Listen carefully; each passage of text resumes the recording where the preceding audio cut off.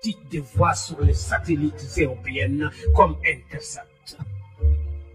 Pour faire chuter les coûts des communications sur le continent, le guide libyen Kadhafi mit sur la table 300 millions de dollars. La Banque africaine de développement BAD 500 millions. La Banque ouest africaine de développement 27 millions.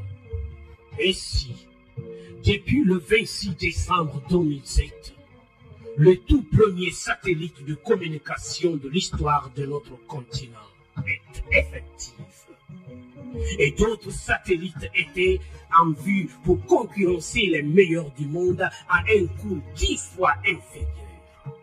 Voilà comment un geste symbolique de 300 millions offerts par Kadhafi change la vie de tout un continent.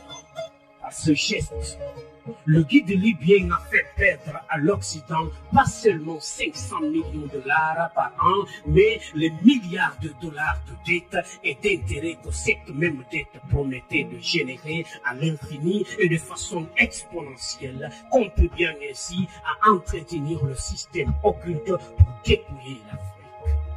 En plus, les 30 milliards de dollars saisis par Barack Obama appartiennent à la Banque centrale libyenne qui était prévue pour la contribution libyenne à la finalisation de la Fédération africaine à travers 3 projets. La Banque africaine d'investissement à Chypre, en Libye. La création dès 2011 du Fonds monétaire africain avec un capital de 42 milliards de dollars avec Yaoundé pour siège.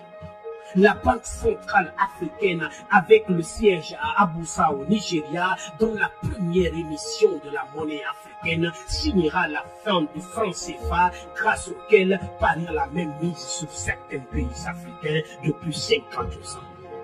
Voilà pourquoi la rage de Paris contre Kadhafi. Tous les pays qui ont bombardé la Libye en tuant Kadhafi sont tous financièrement en quasi-faillite.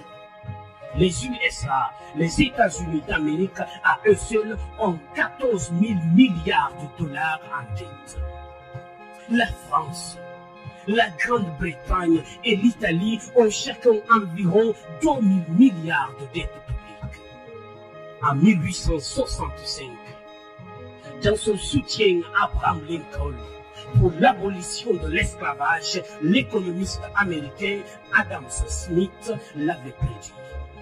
L'économie de tout pays qui pratique l'esclavage des Noirs est en train d'amorcer une descente vers l'enfer qui sera rude le jour où les autres nations vont se réveiller. Créer des fausses guerres en Afrique, dans l'espoir de trouver de l'oxygène pour continuer l'apnée économique qui ne fait que s'empirer, ne fera qu'enfoncer les Occidentaux dans leur déclin qui a pris son envol en 1884 lors de la fameuse conférence de Berlin. C'est pour déstabiliser et détruire l'UA, l'Union africaine, vers les États-Unis d'Afrique avec la main de maître de Kadhafi qui est mal vue par l'Occident, que l'Union européenne a d'abord tenté sans y parvenir la carte de la création de l'URM, Union pour la Méditerranée. Il fallait à tout prix couper l'Afrique du Nord du reste de l'Afrique. Cela a échoué parce que Kadhafi a refusé d'y aller. Il a compris très vite le jeu à partir du moment où on parlait de la Méditerranée en associant quelques pays africains sans en informer l'Union africaine, en y invitant tous les 27 pays de l'Union européenne. C'est ce qu'ils ont tenté de relancer, tout en musant sur la chute de Kadhafi.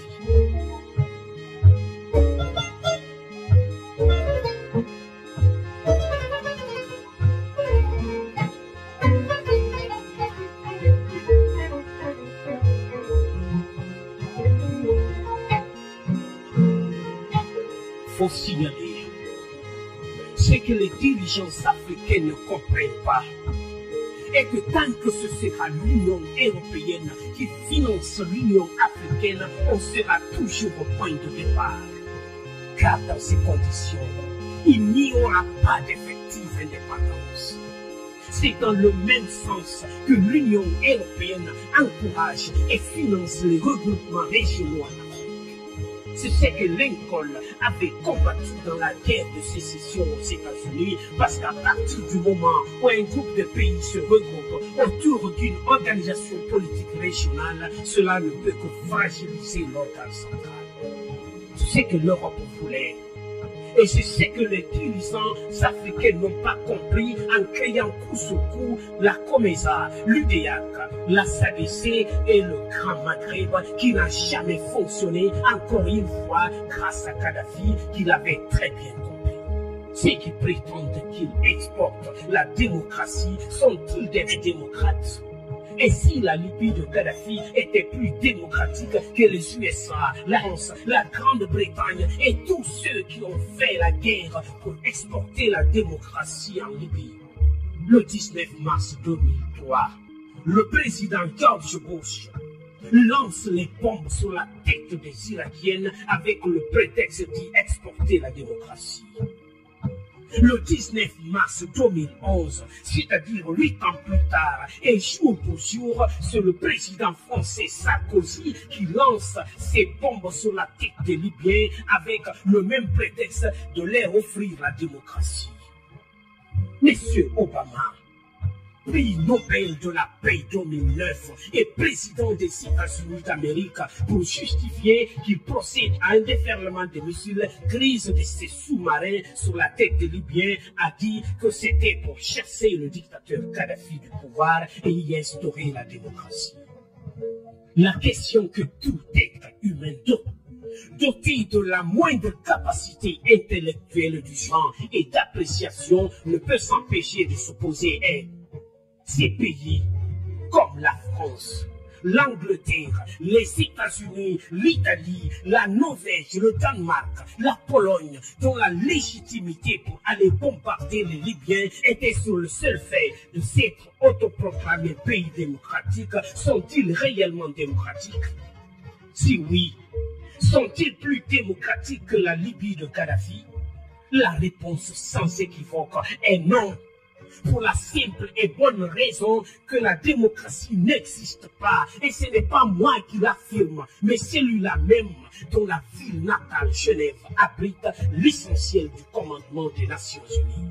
Il s'agit bien entendu de Jean-Jacques Rousseau, né à Genève en 1712, qui affirme dans le chapitre 4 du livre 3 de son très célèbre ouvrage du contrat social que il n'a jamais existé de véritable démocratie et il n'en existera jamais.